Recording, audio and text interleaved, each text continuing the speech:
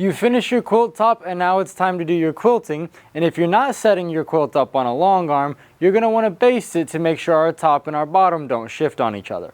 I'm Quinton from Sewing and Vacuum Warehouse, and today we're going to go over a few different options for basting. Freemotion has always been popular among quilters, and with machines like the new Janome M8, it is becoming even more popular. If you haven't seen it, check out the QR code. The point is, when we're Freemotion quilting, we're going to be moving our quilt a lot, giving it plenty of opportunity to shift, and so we're going to need one of these tools to keep it in place. So let's go through them. We'll start with the tried and true, the quilting pins that everybody knows and we've always been using. We have first the quilting safety pins. These are going to be like your standard safety pins, but they're going to have a little bit of a curve and they're going to be quite a bit larger so your quilt can be flat and you can still pick up both sides. The old-fashioned straight pins. Pins we've been using in everyday life. Difference between standard and quilting is the quilting is going to be a little bit longer and they're going to be a little bit stronger to hold that quilt.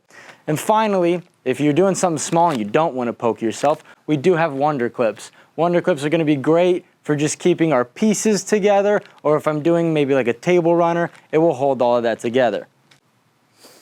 Basting sprays. This is something that all stores have a love-hate relationship with. While it is fantastic at its job, it can create quite a bit of damage. So if we are going to use this, I want to use it away from my machine. That way all the adhesives don't get into the machine. I'm also going to want to use a specialty needle, something like a chrome needle, or if you're using Oregon needles, they have anti-glue needles, and this will keep the adhesive from gumming up on the needle. And finally, we'll move on to this last little lonely guy right here. This is our fusible powder. All we're going to want to do with this is sprinkle it on our desired area, iron our next piece on, and it will stay there. I'm still going to want to use those chrome or anti-glue needles with this, but it's going to be a little bit easier to use closer to my machine.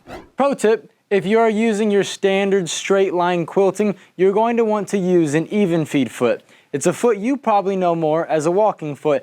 I prefer the term even feed foot because it's a little bit more literal. It allows the bottom and the top to feed evenly.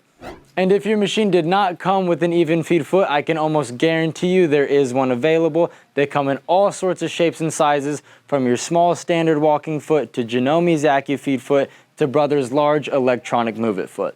If today's video helped you out in your future endeavors, please drop us a like, and for more tips, as always, subscribe because we will be continuing to do this weekly. I'm Quinton from Sewing and Vacuum Warehouse, and I'll see you next time.